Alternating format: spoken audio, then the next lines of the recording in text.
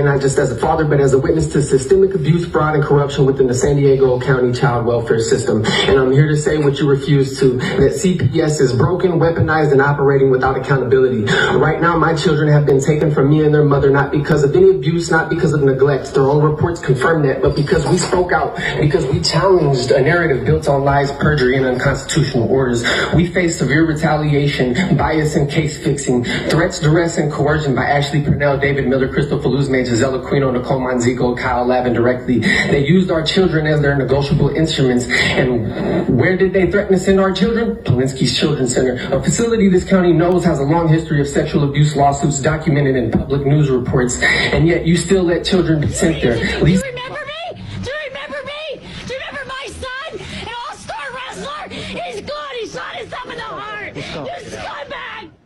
And this is the part where people go, there's no way children are being bought and sold and traded through the court systems. Most of them were handcuffed in the middle of the night and taken away without any contact with their parents.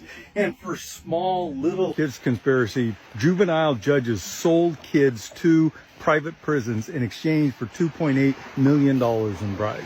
Here's how it worked. Luzerne, Pennsylvania, like most places, had a public juvenile detention facility.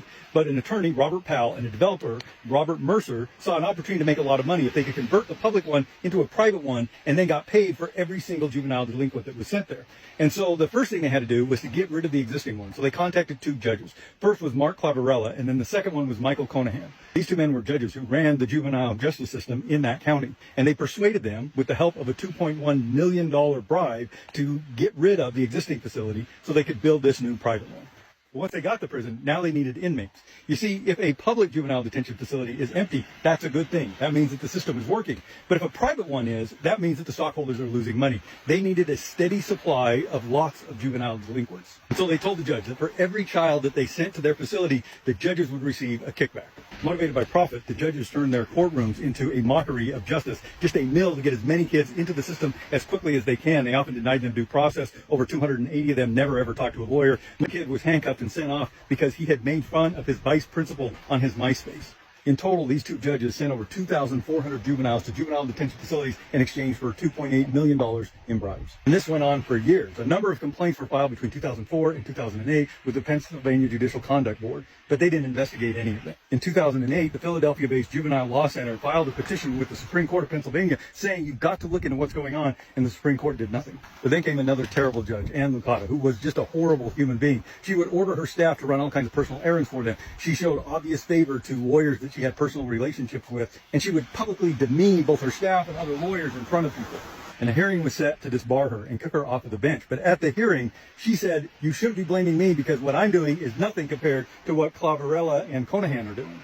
And she was asked, what do you mean? And she spilled the beans on everything. Robert Powell was disbarred. In 2009, he pled guilty to tax evasion and went to prison for 18 months. And he was also required to pay $4.75 million in restitution. Robert Mercer went to prison for a year and 2 weeks and was required to pay $2.15 million in restitution. But like with Powell, the money didn't go to the victims. Instead, it went to Children's Health Organization. Judge Mark Cinderella went to trial and was convicted on 12 different counts, for which he received 28 years in prison. And Conahan pled guilty, and he got 17 and a half years in prison, but got out 6 years early when COVID hit and they were trying to empty the jail. That's ironic.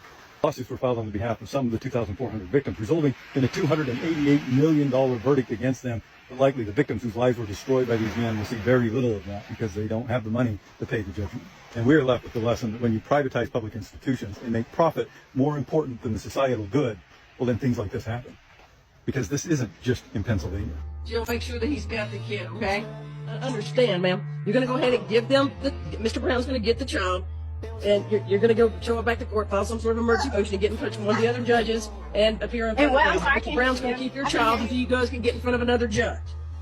Mr. Brown, go pick up the child. Until when? Yes, ma'am. Get in front of the other judge for the legitimation case, ma'am. Until the whole month. I didn't say a month. I said till you get in front of the other judge in the The legitimation. legitimation already, that takes 30 days.